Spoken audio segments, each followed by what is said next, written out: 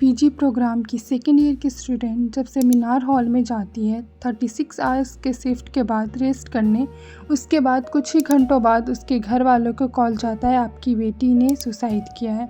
इसके बाद घर वाले परेशान हो जाते हैं और नेबर को लेकर फटाफट कॉलेज जाते हैं और उन्हें घंटों तक वेट कराया जाता है खुद की बेटी से मिलने के लिए। 3 घंटा खड़ा रखा और ये हाथ जोड़ते रहे, हमें एक बार दिखाओ, हमारी बच्ची का मुंह एक बार दिखाओ। और बाद में जब पोस्टमार्टम रिपोर्ट आई तब और डिटेल्स में पता चलता है, उसमें ये भी पता चलता है कि उसका रेप किया गया है, वो भी एक नहीं और भी लोग शामिल थे, मतलब गैंग रेप हुआ है और मर्डर कर दिया गया। क्वेश्चन फिर ये उठता है कि फिर उसे क्यों बताया गया है कि आपकी बेटी ने सुसाइड किया है। पूरा इंसिडेंट 9 अगस्त की सुबह 3 से लेकर 5 बजे के बीच में हुआ है और पता चलता है हमें 13 अगस्त को। इस केस को दबाने की पूरी कोशिश की गई थी। जब प्रेशर आना शुरू हुआ तो कॉलेज के प्रिंसिपल ने रिज़ाइन दे दिया, बट उसे 9 आवर्स के बाद अंदर ही तुरंत जॉब मिल जाती है। और मेडिकल कॉलेज में जहाँ ये सब घटना हुआ था वहाँ उन्होंने कंस्ट्रक्शन चालू कर दिया। इसका मतलब सिर्फ साफ है कि जो भी बचे कुछ सबूत हैं उसे भी मिटाने की पूरी कोशिश की जा रही है। तो इससे क्लियरली पता चलता है कि इस केस में किसी बड़े आदमी का ही हाथ है।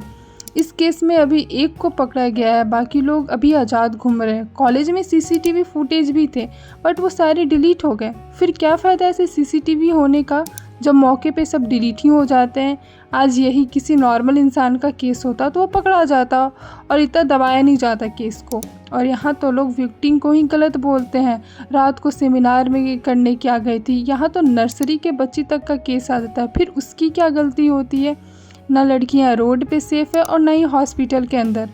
हमारे देश में कोई भी ऐसा स्ट्रिक्ट रूल नहीं बना है रेपिस्ट के लिए, इसलिए आज सारे रेपिस्ट आज़ाद घूम रहे हैं क्योंकि उन्हें भी पता है हमारे देश के कानून कैसे हैं। अगर कोई पकड़ा भी जाता है ना तो कुछ दिन बाद फिर भी बाहर आ जाते हैं। जब भी कोई लड़की घर में अकेली होती है ना तो उसके माइंड में हमेशा ये चलते रहे कि कुछ ऐसा हमारे साथ ना हो जाए।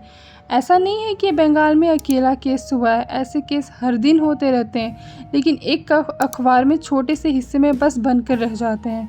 भले ही वो लड़की आपकी माँ, बहन, बेटी नहीं थी, लेकिन आवाज़ ऐसे सोच कर उठाइए कि उसकी जगह आपकी माँ, बहन और बेटी हो सकती थी, क्योंकि आज उसके साथ हुआ है, कल को किसी और के साथ भी हो सकता है। ऐसी हैवानियत भरी घटना के बावजूद न्याय दिलाने में देरी हो और बलात्कारियों के बचाने की कोशिश हो तो इससे दुखद देश के लिए क्या हो सकता है।